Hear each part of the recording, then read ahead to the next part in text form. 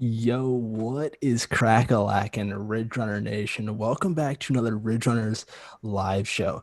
Tonight, right now, we are in for a treat. We have a super special guest on the show, and they come to us all the way from the New River Gorge in West Virginia. 10 years ago, he had a vision. He saw the potential that West Virginia had for a 100-mile race and how special it would be to have one there. Well, now, on November 7th, the inaugural Rim to River 100 is set to take place. Ladies and gentlemen, without further ado, race director, ultra runner, adventure extraordinaire, Bryant Baker. How's it going, man? That's a tough intro to walk into. There's a lot going on there. What's up, Wesley? Good to see you, man.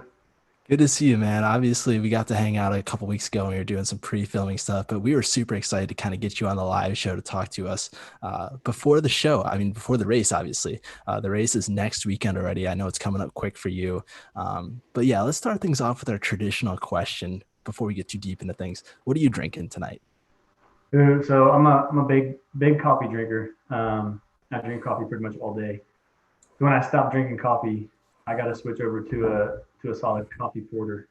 So Big Timber coffee porter, local West Virginia drink. It's good stuff. Awesome, awesome. And by the way, for those of you that don't know, my name is Wesley Hart, and joining me tonight, holding down the fort with me, some of you have gotten to know him, and a lot of you have started to love him. He's known as the sixth man of the nation. Cam Wrench, how's it going? And what are you drinking tonight? Doing real great, Wesley. I'm so stoked to be helping you host this show tonight and super stoked to hear about everything that River 100 New River Gorge is, everything that's going on with that. Tonight, once again, the classic sort of standby for me, the Jackie O's Under a Cloud IPA. I think I only have like 3 of them left. So if you guys are waiting for me to start drinking a different kind of beer, it'll happen soon enough. Should we put your address in the description of this so Original Nation can send you a different beer or something like that? Because this is starting to get ridiculous, Cam, with your This is one like beer the selection. 4th or 5th show in a row that I've been drinking this. And yes, I will accept any and all donations of free alcohol. Perfect, perfect. For me Please tonight, just it's DM us on Instagram. perfect. It's tonight Sierra Nevada Hazy IPA, Hazy Little Things IPA. Just keeping a little traditional tonight for me. You can find the show on YouTube, Spotify, and Apple Podcasts. We are also on Facebook, Twitter, and Instagram. We have a Strava club as well, and our handle is at Ridge Runners on all platforms. Brian, I want to start off by getting to know you a little bit. Obviously, we've gotten to know you a little bit, but Ridge Runner Nation, they're inquisitive people. They want to know who this guy is that's kind of joining us tonight, who the race director for the Rim to River 100 is. So just start off talking about who you are and a little bit about your backstory. Yeah, so my name is Bryant Baker. I live here in River Gorge region of West Virginia. My real job is I'm a river guide. I've been guiding whitewater rafting trips for almost 20 years now. And I'm the river operations manager of one of them up at Ace Adventure Resort. And so, yeah, I love it here. This is home now. My wife and I traveled a bunch and moved around a good bit, but have settled here in the last 2-3 years. And we've got 3 little girls, Milani, Micaiah, and Nora, 5, 3, and 1. So this house is game on. So I will not be surprised if one of them wakes up and comes down here and sits on my lap at some point. We'll make sure to say hi to them if they do. Obviously, the race is game on next weekend, so it's going to be super exciting. Kind of talk about the Rim to River 100. Obviously, this has been a big idea, 10 years in the making for you that you had this envision. Kind of what was the thought process back then of kind of why you wanted to put this race on and kind of what the vision was like back in the day? Sure. I mean, it's more so um, more than wanting to actually do the focus being a race. It's really just, I love uh, facilitating wilderness experiences for people. That's what I love about guiding. That's why I've been doing it for as long as I have. Getting to take people out into wilderness settings and show them an adventure. In particular, like with rafting, we're taking people out, and this is stuff that people are going to remember, for a lifetime. This is making people's summer, and so being a part of that's just super special, super rewarding. And so while river guiding and then getting into trail running and spending a lot of time in River Gorge. This is just a place that I love. It's a place I've spent a ton of time, gotten to know the ins and outs really well, and have this relationship, if you will, with the landscape. And just started thinking about, man, like as much as I love facilitating these rafting trips for people, what if I could take somebody on a run? Like if my best friend was coming here and we were going to go for a long run together, like where would I take them? And just started like piecing together this route of, all my favorite spots, all the little ins and outs and like nooks and crannies of the gorge. And just, it's just something I just thought about and kicked around for a long time and never really thought anything would come of it.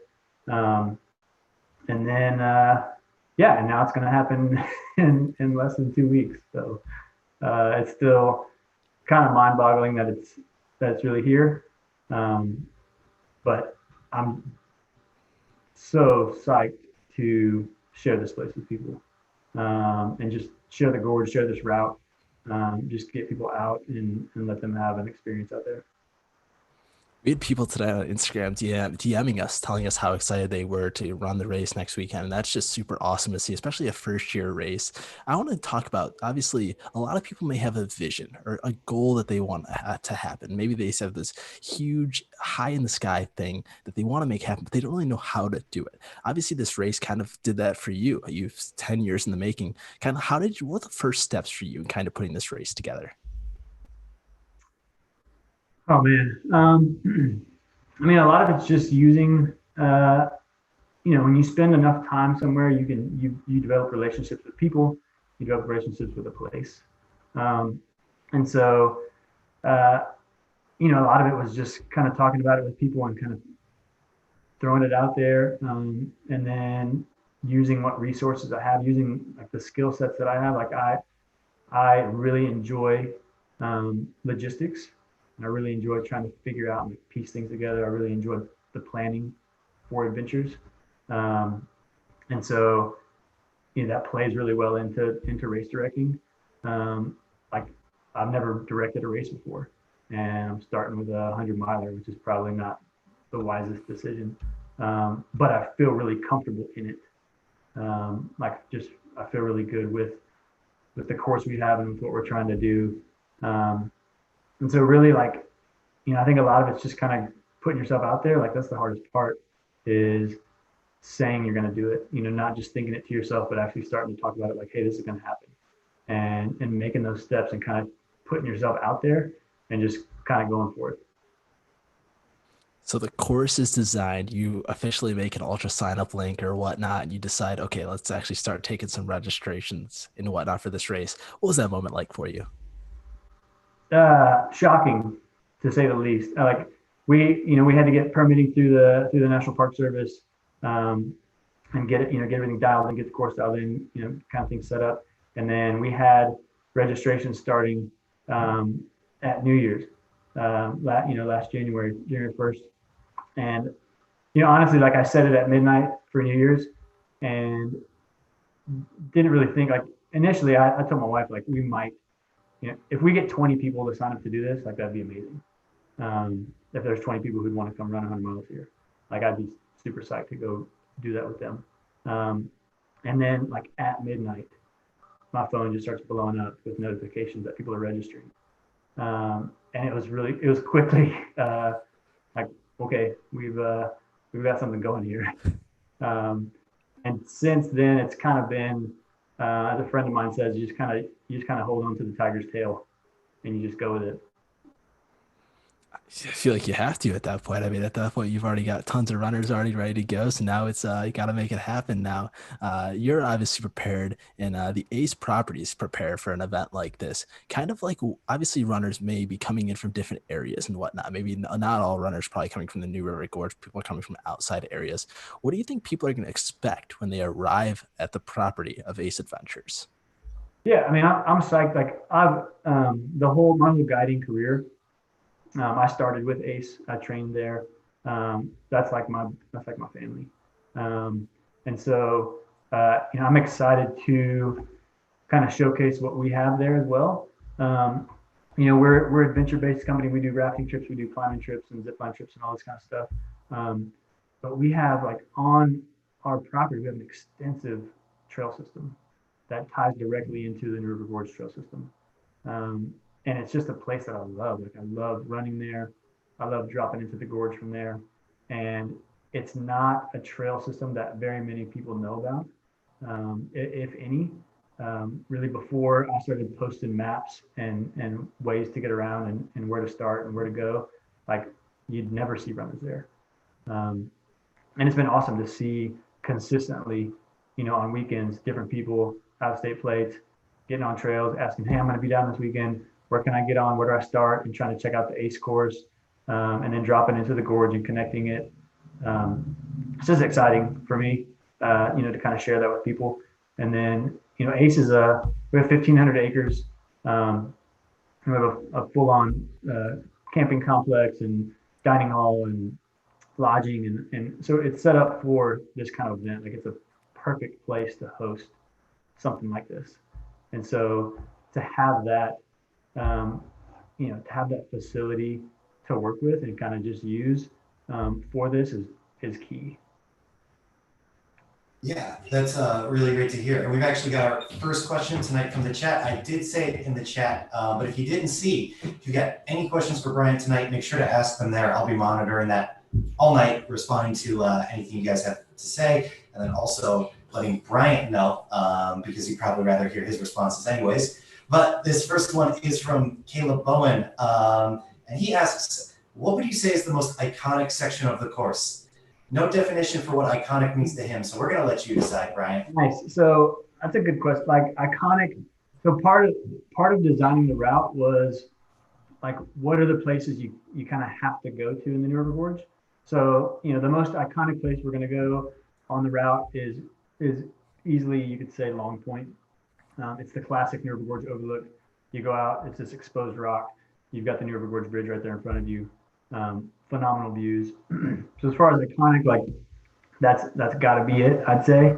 My favorite thing about the route though is taking the runners to these lesser known places and lesser known trails to get them to those kind of iconic spots. Because there's some super special places out there, and just really cool little hidden gems, hidden waterfalls that people would not go to. And so I'm excited to take them that route to kind of get to those iconic spots. But I'd have to say Long Point's probably your go-to. There's so many iconic points on the course. I mean, the runners will experience waterfalls, white water, dramatic views. They'll run through ghost towns, mine shafts, and so much other stuff along the way. Kind of when you design this course, kind of what was your intentions, like trying to get everything kind of involved, but also providing a challenging course? I mean, this course has almost 14,000 feet of climbing in it. It's not an easy course for a lot of people out there. Yeah, a lot of it was just, and this is a place that I love. It's a place I spend a ton of time. And so, I've spent, most of my adult life guiding people on adventures and guiding experiences on the river.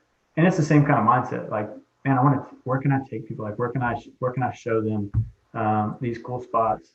And then figuring out all the spots you want to go to, and then kind of figuring out the best way, to connect them. What makes the most sense logistically as a route? Like, how would you want to run the course?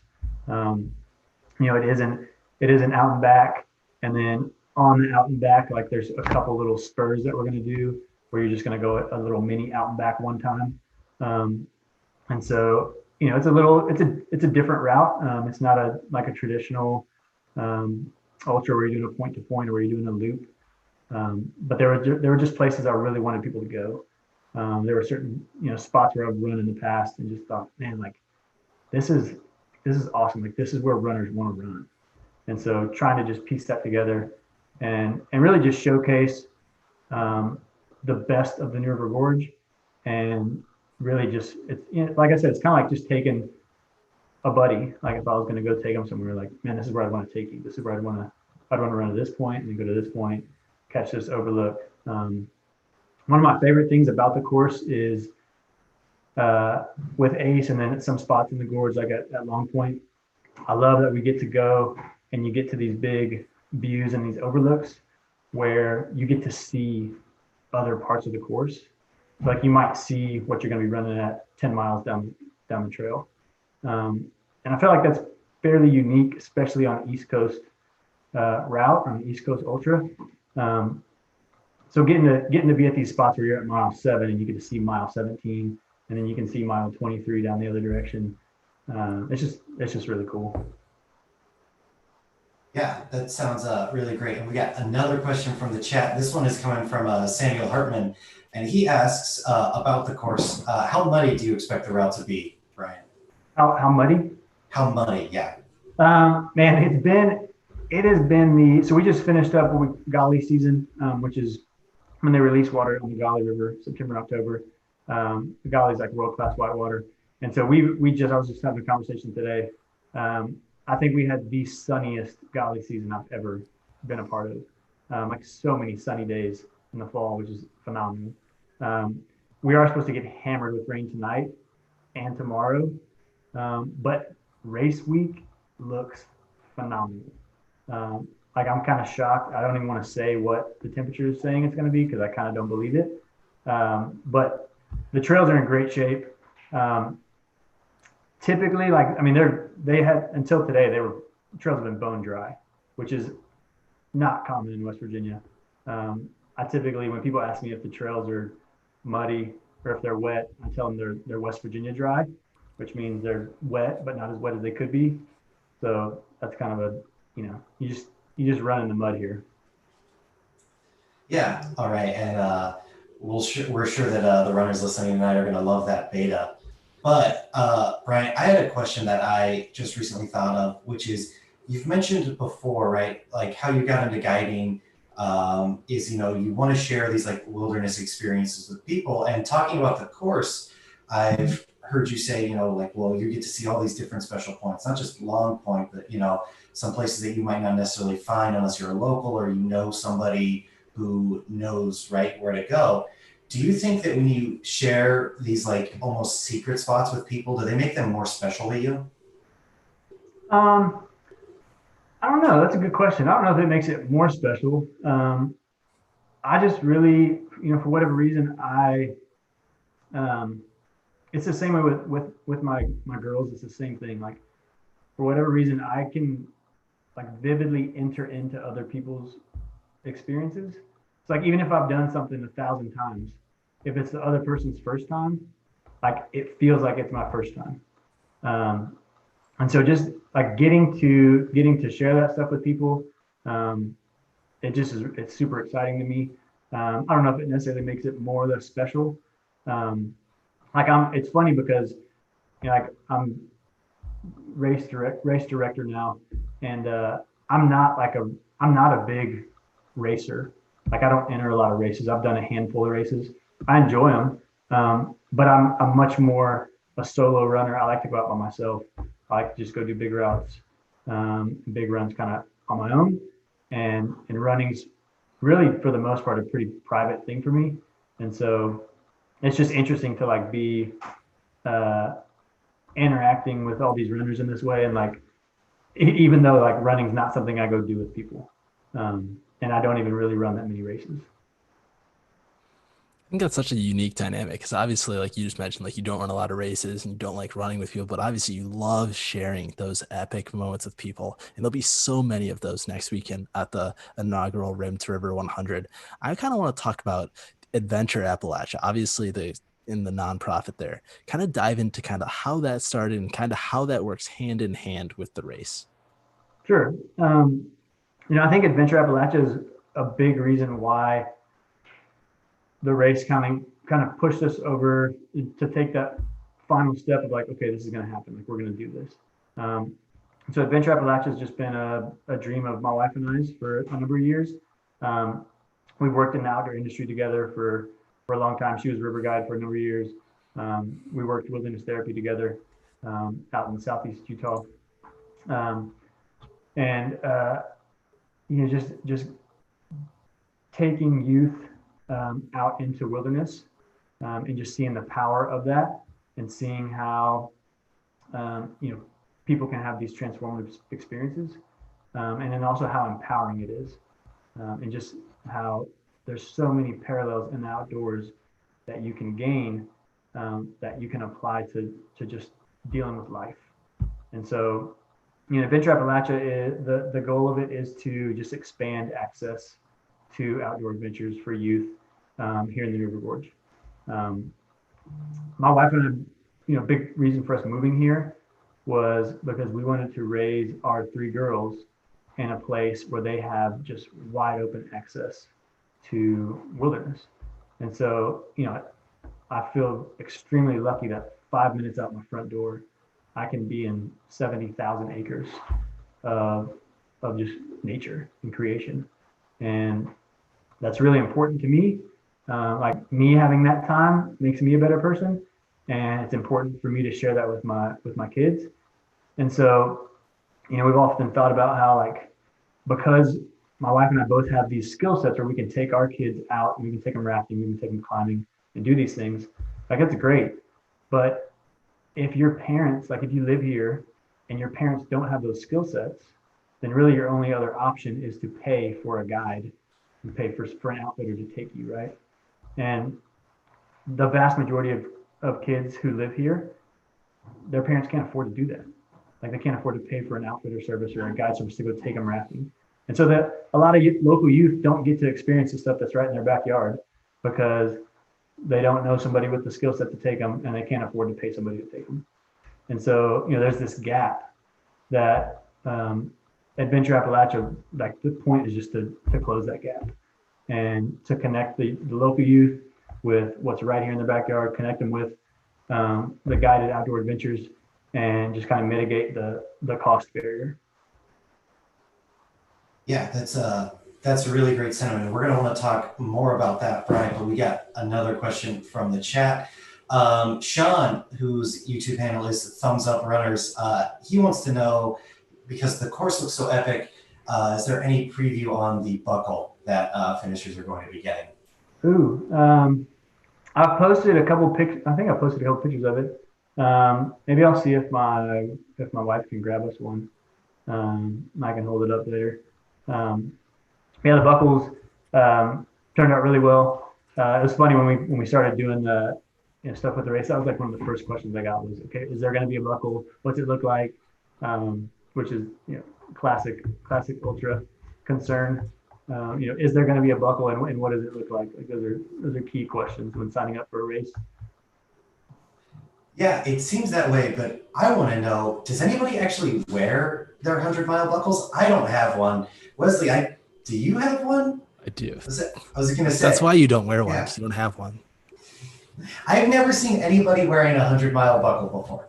Yeah, I got my first ultra was the Bandera 100K down in Texas, and I wear it all the time. I'm wearing it right now.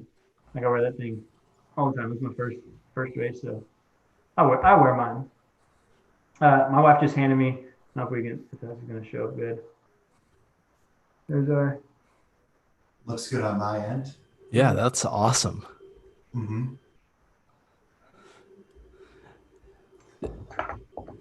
Yeah, there we go. And also, like, if you guys don't follow Rim to River on social media, their Instagram is at Rim to River, and their Facebook is at Rim to River Adventure Co., I believe. So go check them out over there. And they've got a bunch of other photos of the course previews and a bunch of other stuff they've been documenting kind of in this week and going into next week as well. So go follow them if you haven't already. I kind of want to talk a little bit more about Adventure Appalachia. Kind of, if someone's looking to get involved, maybe they're local or whatnot, how can they do that?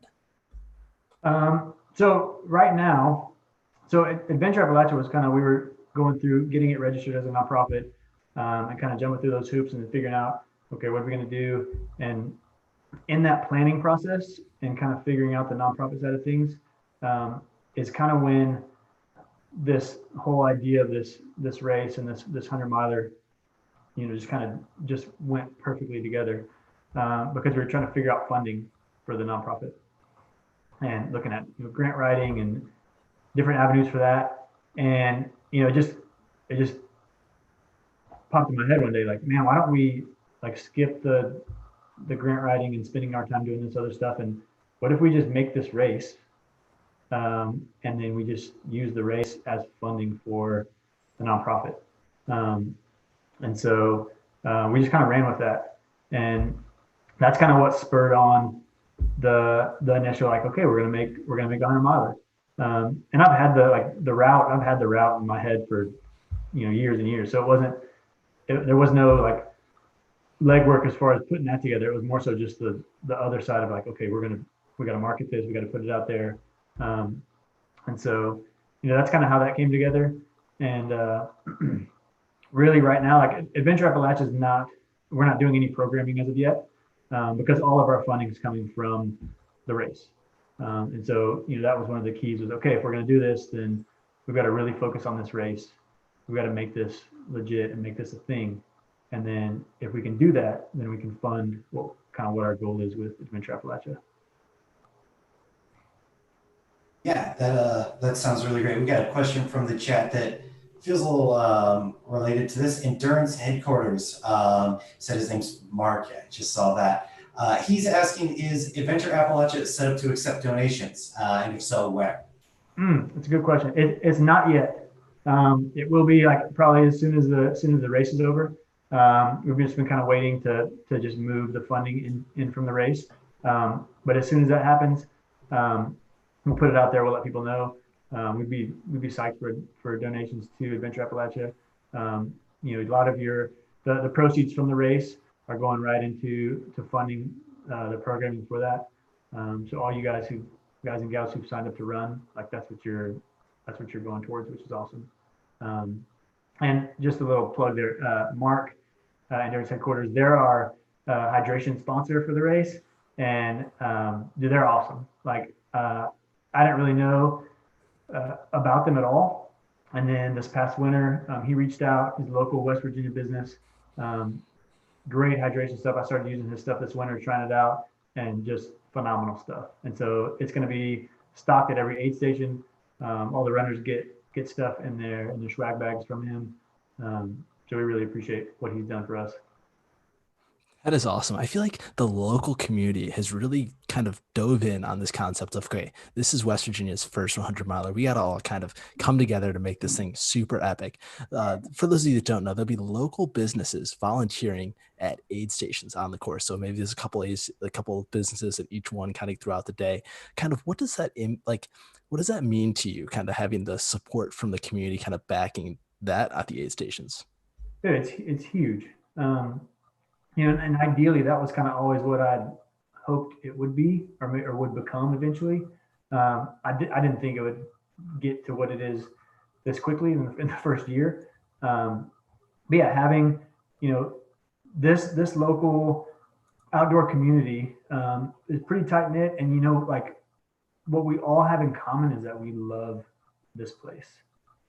Whether you're a river guide, whether you're a kayaker, whether you're a climber, mountain biker, whatever, like people just love this place. And so I'm excited for the runners to kind of feel that and sense that, because we've got a lot of volunteers who are stepping up and kind of stepping into this, who don't really have a ton of like ultra distance experience or even care about ultra running, but they love the New River Gorge. And they love that we're having this event here. And so they want to be a part of it. And so we've got tons of, local businesses taking over aid stations. We've got the Arrowhead Bike Farm. They're taking over the Long Point aid station. The Station, which is a local restaurant, they're helping out those guys with Arrowhead Bike Farm at Long Point. Waterstone Outdoors, which is the kind of iconic outdoor shop in Fayetteville. They'll be having Fayette Station aid station, along with Rangefinder Coffee. We've got the town of Ansted kind of stepping into this ultra scene and running the Ansted aid station, which is pretty phenomenal. We've got Trail Sisters group out of Morgantown coming down and taking over an aid station. And then we've got Ace is doing some stuff at Concho. And then the Friends of the New River Gorge, which is a local nonprofit for the New River Gorge. They've got an aid station at Thurmond. And so that was, going into this, that was my biggest concern was, how are we going to get help for all this stuff? Like races like this only happen because of volunteers. volunteers and sponsors. Like that's how races happen. And that was my number one biggest concern was I don't know if people are going to be into this. And the response has been super humbling, super overwhelming, just how psyched people are to be involved.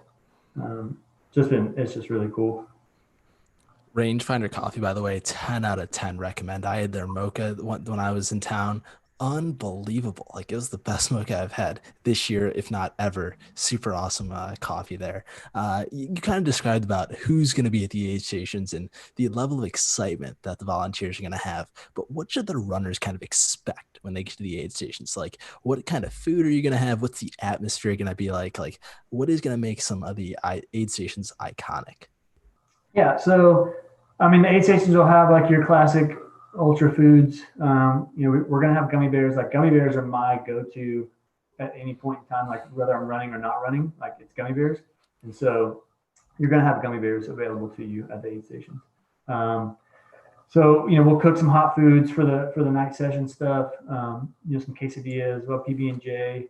I know some of the other aid stations are changing up some of their stuff, and some are going to do bacon and like pepperoni rolls at some of them. But the aid station stuff is kind of weird with the COVID situation, because ideally, we had plans for this to be this, the aid stations to be a classic ultra aid station where it's like a big hoopla party where people are hanging out, super exciting. People are getting there. You got a bunch of people around, and we've had to mitigate that a bit, like, and not have the crowds. And so that was a big part of our COVID plan, is really minimizing where crew can access their runners, not having spectators at the aid stations, and really just we want to keep our community safe. We want to keep our volunteers safe. We want to keep the runners safe. And, at first it was kind of a bummer, because I'd kind of had these visions of, oh, this aid station could be this or that or whatever. And, it'll get there, the next year, the next year, whatever. This year my goal was, man, if we can, I want to run. Like I want people to get to run, and, figuring out ways to do that safely, which I feel like we have. That was my main goal, is, no matter what it looks like, no matter if it's the same as any other ultra distance race, or if it's way different or whatever, like the point is I want y'all to get to run. And so, I'm proud that we've gotten to that point. And I'm happy that people are going to get to run, and I'm happy that we're going to get to do it and keep people safe at the same time.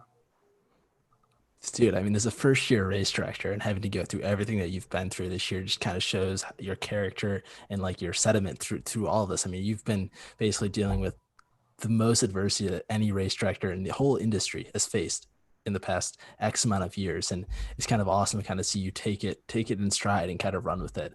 The one thing that I'm kind of curious about is there may be some runners who maybe I know with the COVID protocols, you don't get to see a crew access maybe as much as some runners would like, but they will kind of have the aid stations and drop bags or whatnot.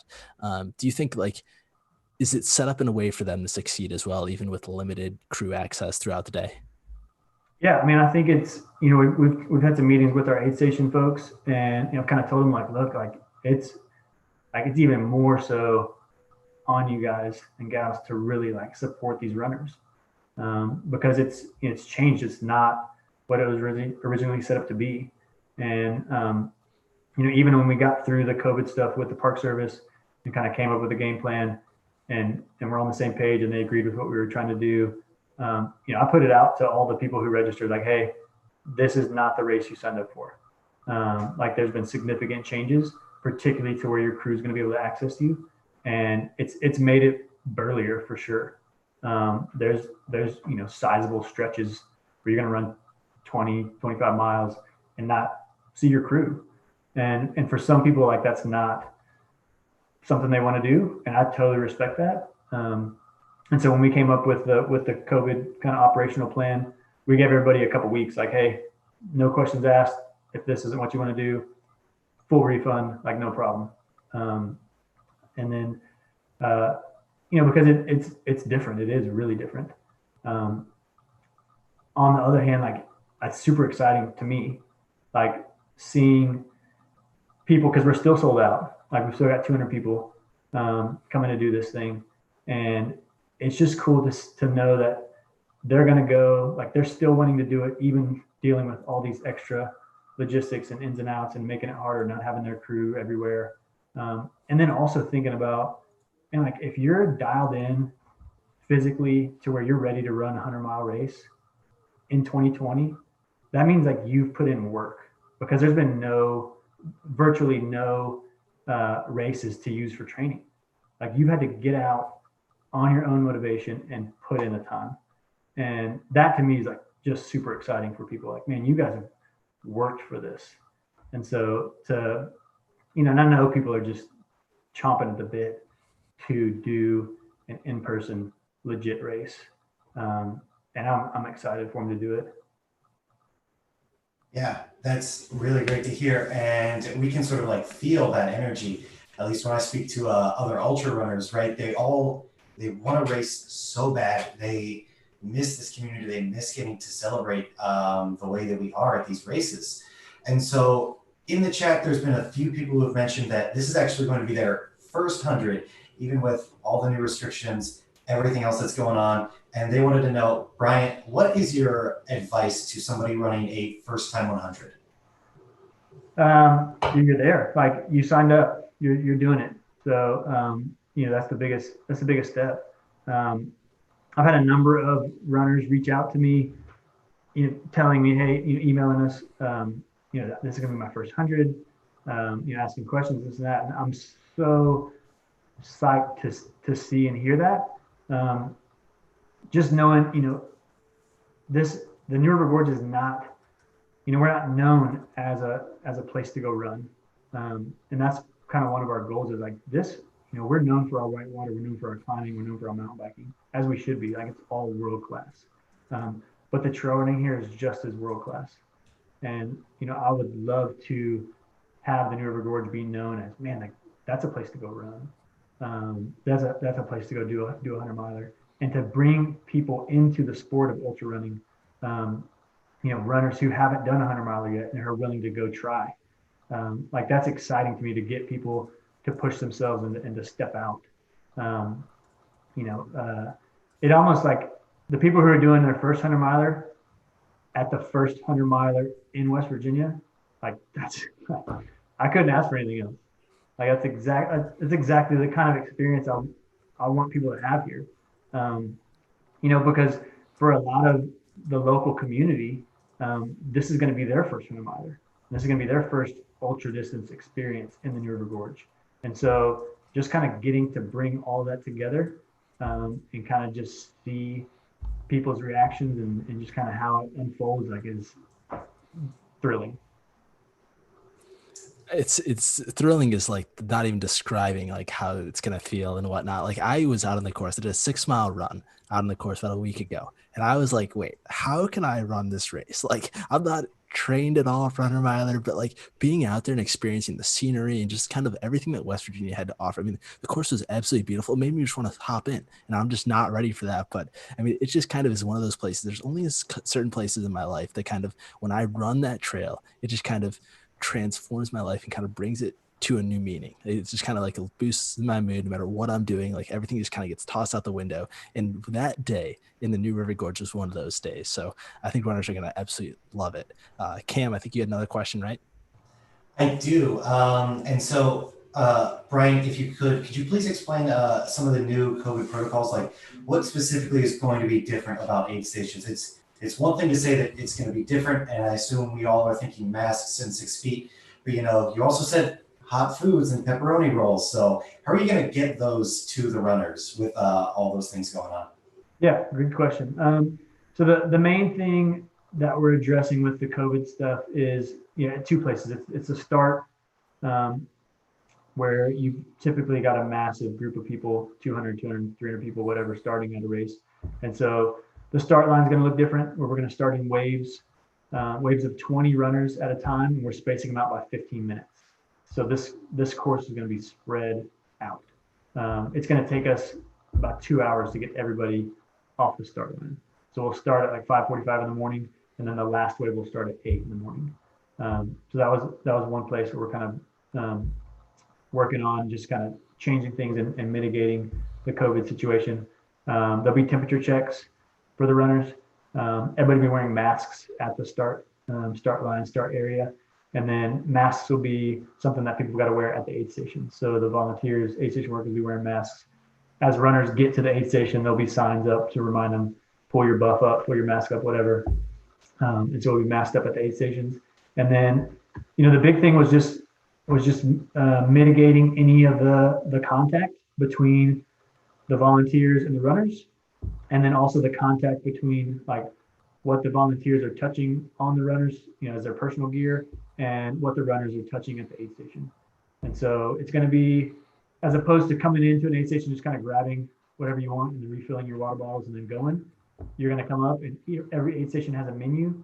All the runners have the basic menu outline right now, and then the menu will be posted at each aid station, like what they can get.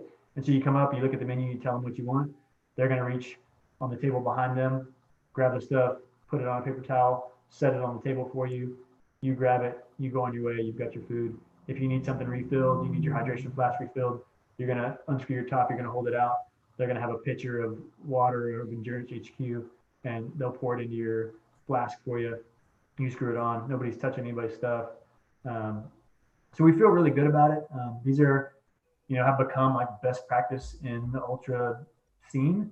We've talked with a bunch of other race directors throughout the country, kind of seeing what other people are doing, what's working best, what's not, and when we were kind of developing these protocols. And so, we feel really good about that stuff. And then the other thing was just kind of mitigating crowding at aid stations. And so only having your crew be able to access you at 3 spots. And then at those spots, you can only have one crew member like actually with you at the aid station tent area. And we've made those kind of spots where the crew's going to come in. They're bigger spots where there's space where they can be off at the car and the runner can kind of go with their crew to the car, deal with stuff over there, and not be right at the aid station tent, just to kind of give everybody space. So, it'll look different. It's interesting, like talking with other race directors and stuff, like it's almost not that it's easy, but since this is our first year doing this, everything we're doing is new and we're having to write everything from scratch anyway. So it's not like it was extra work to do some of this stuff. As opposed to if I'd been race directing for 5 or 10 years and kind of had my way of doing things, it'd be a lot of extra work. You have to rethink a lot of things. And so it's kind of interesting how like not having the experience didn't really hurt us in that aspect. And then also just my role with ACE, back in May, we were wondering if rafting was going to even have a rafting season for 2020. And so, we were in big discussions talking about, how do we make this work? How is this going to be safe? How can we take people rafting, do these outdoor wilderness trips? And so that, I've been dealing with this stuff and thinking about it for months and months now.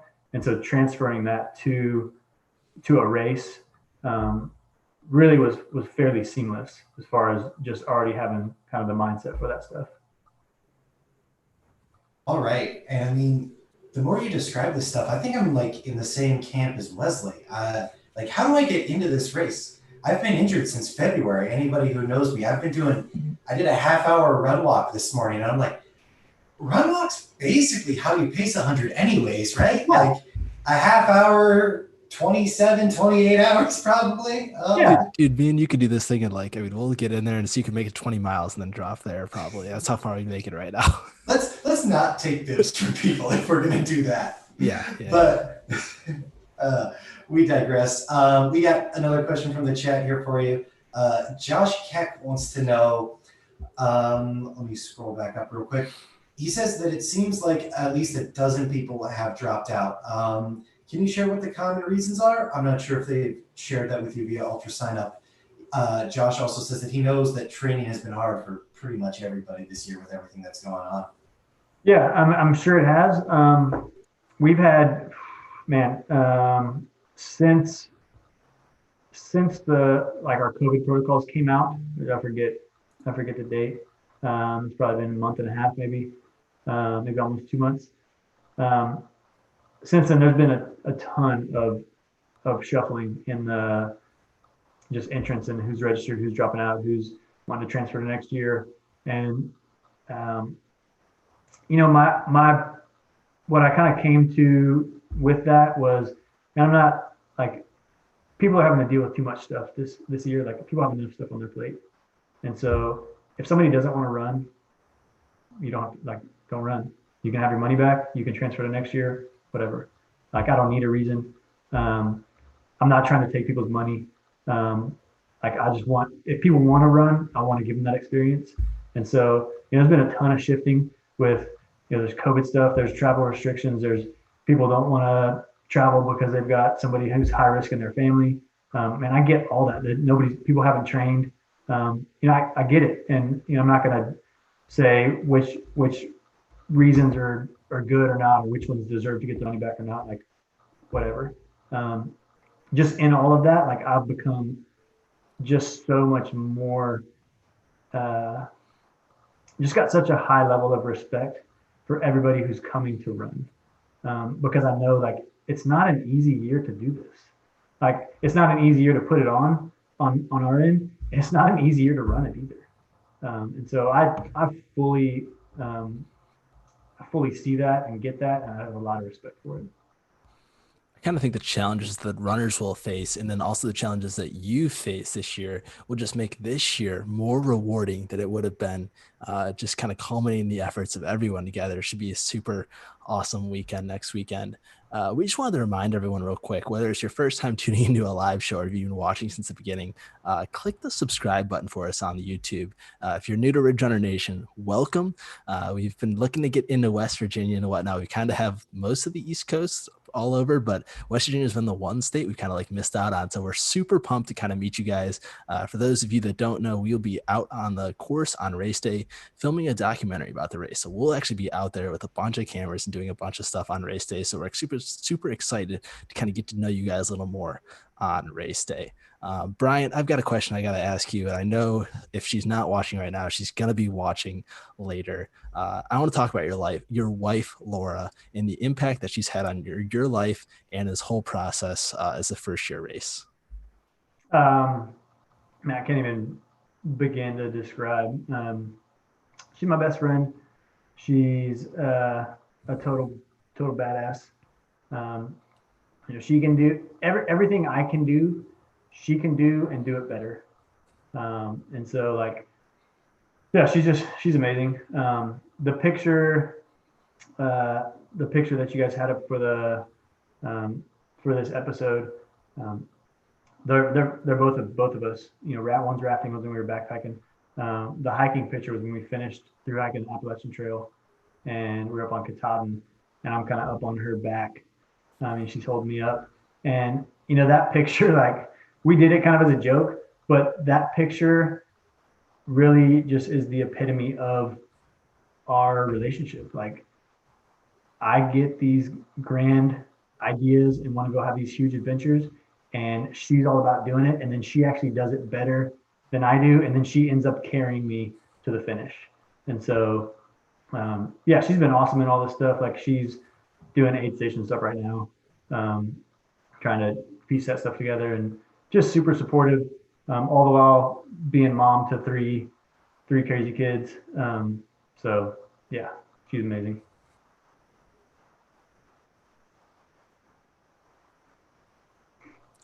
I think Cam, you had another question here. Yeah, and I was unable to get myself unmuted on Zoom in time.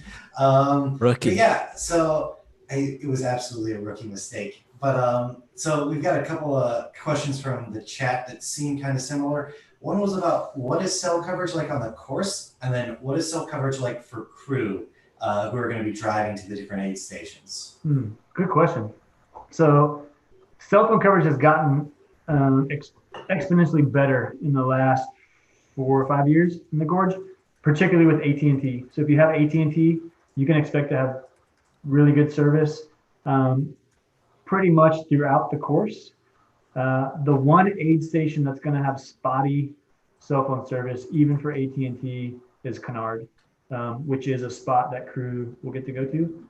It's at mile 26 and 82.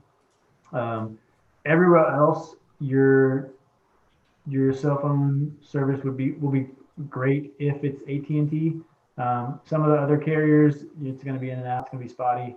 No matter who your cell phone coverage is with, uh, GPS is just um, it's approximate at best here. So that is what it is. Like I've been telling people like in their prep, like don't trust your phone, like use a map. Like I'm gonna send you guys maps, use the maps, get comfortable with the maps, understand where you're going. Because GPS, particularly on phones, sends you all kinds of places here. All right, that is good for us to know as well. And I have Verizon, so we're going to see how that works out on race weekend. I don't know what carriers Wesley and John and Riley have got, but Dude, we were just gonna send you down a road and let you do your own thing anyway. Don't worry about it. I just that's fine. I got the GoPro here. I'm ready to do whatever. I am allowed to do 30-minute run walks, right? Like that's enough. But anyways, as we're getting to wrap things up, we got one question real quick from the chat and then a few more for Bryant before we let him go. And we do really appreciate his time here with everything he's got going on, putting on this race. But Nathan Fangold, I hope I'm saying that right, has said, Bryant, is it true that you are a high school basketball legend? That's my best friend, Nate, from Texas. And he told me he was going to try and drop a bomb in here. It is not true that I was a high school legend. It is true that I was a basketball player. And it is definitely true I was better than Nate. So I'll just leave it at that. I think that's a sign of a good friendship. At the very least, I know I have a similar kind of thing with Wesley where usually my first goal for any race that we're both in is beat Wesley. How's it worked out for you so far? It has not. I have lost to Wesley in every race that we both ran in. That's why it's a good goal. That's why it's a good goal. I was going to say, at one point, it derailed mentally my whole Shawnee 50 when I heard you were like 2 hours up on me. No worries. No worries. It happens. But yeah, let's get into some of these quick questions and then we'll let Bryant go. So Bryant, first one, if ultra running had walk-up songs like baseball, what would yours be? Ooh, walk-up song? Mm-hmm. Yeah, that's a good one. It had to be some kind of, it just had to be like a, probably just some instrumental like reggae loop. I pretty much listen to reggae on the, nonstop on the regular. So any kind of reggae loop. You have a specific one. So for those of you that don't know, maybe it's your first time tuning in, we have a Spotify playlist called Tunes of the Nation. Everyone that's on the guest of a show, we get to like throw their song on the Spotify playlist. And it is a bumping playlist right now. It's got everything that you could ever want on there. Man, I'd have to if we're going to throw something on there, it'd have to be any live Bob Marley album. Anything live would be good. All right, we'll make a note of that and put that on there. And I think with reggae, we officially have every genre of music on that playlist. It is quite strange. I've listened to it on a few runs before. The vibes are just it's not there because you go from Dolly Parton to like instrumental scores to like the Rocky theme to there's some show tunes that Liz Pink Feathers had us put on there as well. There's some country music. I mean, it's literally got everything you could ever want or never want. It's got one of every genre of music. But then going on from there, what's one thing you can't leave an aid station without? Oh, gummy bears for sure.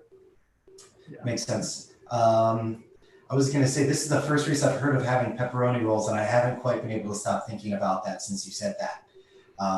Hopefully I can have one on race day, fingers crossed. But so, what's your favorite pair of shoes, Bryant? Ooh, that's a good one. I honestly don't know if I have a favorite pair of shoes. I try a bunch of different shoes out. And I always wear my shoes way longer than you're supposed to. Cause I start wearing a pair and then I just get used to them and then I don't want to switch again. And so I honestly don't think I could tell you a pair that is my favorite. Yeah, I don't have an answer for you. All right. Well, we'll keep going then. So I know you said you weren't much of a big racer, but what is the weirdest hallucination you've had in a race, or the strangest thing you've seen somebody else eat in an aid station? Ooh, I can't say I've had any crazy hallucinations. Strangest thing I've seen people eat. Um, I saw a dude eating just straight mustard one time, which was bizarre. Like, did not appeal to me at all. I know mustard's supposed to help with cramps. Was a high school football thing that we did where you would have like mixed mustard and pickle juice, which is a really great way to throw up during a two-a-day. I was gonna say as humid as Eastern Ohio can get. We're loaded with So high school stud athletes on tonight's show. We got Bryant, the stud basketball player, Cam Wrench back in his day, stud football player back in his day. That's He just won't tell not you. true. That's just not true. It is 100% not true. I was a 5'9" middle linebacker. Things did not go great. Oh man. But moving on from that, Bryant, if you could run with one person in the history of the world, even if they aren't a runner, we're going to say that they're going to keep your pace and they're going to run wherever you want to run with them. Where would it be and who would it be with? Ooh, good one. Since I run solo a lot, this might be a cheesy answer, but I'm gonna go with it. If I could pick one person to go for a run with right now, and they had to run at my pace, we could run at my pace the whole time. I'd probably pick my wife, because with 3 kids, we don't get to run together very often anymore, and it's a bonus that she would have to go at my pace, because then she'd have to slow down, which would be awesome. And so, yeah, I think I'd have to take Laura. These answers. I mean, Cam will tell you, like every single one of these shows that we do, and we ask that question, it's always the greatest answers. Like we never expect, we always expect something super big, some famous person, and it's always just something super awesome like that answer was. So Yeah. Really appreciate that. Kind of one more thing, kind of rounding things out holistically, is what can runners kind of expect, or like what's one final thing you can leave runners with as they get ready to go into next weekend, the inaugural Rim to River 100 next weekend? Man, we are psyched to have you folks join us. We're psyched to show you a place we love. Like everybody who's a part of this race, whether they're a runner or not, the thing we all have in common is a love for this place, and we're psyched to share it with you. Yeah, bring your A game, bring your positive vibes. It's not a cakewalk. Like it's legit course. I think it could be a fast course. I don't think it'll be fast this year just because nobody really knows the course yet. But I think in years to come, I think it could be a fast one. Like if you figure out kind of where you can turn it on and where you need to dial it back. But the biggest thing is I'm just so psyched for people to get out here, to kind of showcase what the New River Gorge has, to showcase this community, this outdoor community. Yeah, so I'm really looking forward to it. All right, sounds great. And then, Bryant, for everybody who's looking to follow you, Adventure Appalachia, Rim to River 100, and then any of your other local sponsors that have helped out, where can they find y'all at? Yeah, so our website is Rim to River Endurance Company. So you can find that. Our Instagram handle is Rim to River, at Rim to River, and then we have a Rim to River 100 Facebook group that folks are welcome to join. Rim to River Endurance Company has a Facebook page as well. So rim2riverendurance.com. All our sponsors are listed on there. We've got some amazing sponsors. You runners are getting like hooked up. That's been one of our main goals, is to try and get you folks as much quality stuff as we can. So we've got some amazing sponsors bringing in some awesome stuff. Just got a shipment of a bunch of shirts and hats and stuff from Roman Run Company. They make awesome stuff. So that's in the garage right now. So yeah, get on there. You can find all the sponsors. There's maps. There's all the information about the course, about the race. All right, and as always, we will post links to all that kind of stuff down in the video description when this goes up on YouTube as a video. And so with that, that's going to be our show tonight, Ridge Runners. I want to thank you all so much for joining in. My name is Cam Wrench. The other host was Leslie Harton, the Pat McAfee of ultra running. Our guest tonight was the incredible Bryant Baker, river guide, race director, West Virginia, and all-around stellar human being. Thank you, Bryant, for joining us. Thank you to John and Leslie for starting the show and having me on as well to help host out and really help the channel. And thank you to everybody who tuned in tonight, whether this was your first show or you've been with us for every single one. We really appreciate everything that you do for us. And we'll see you next time. All right. Good night, everybody.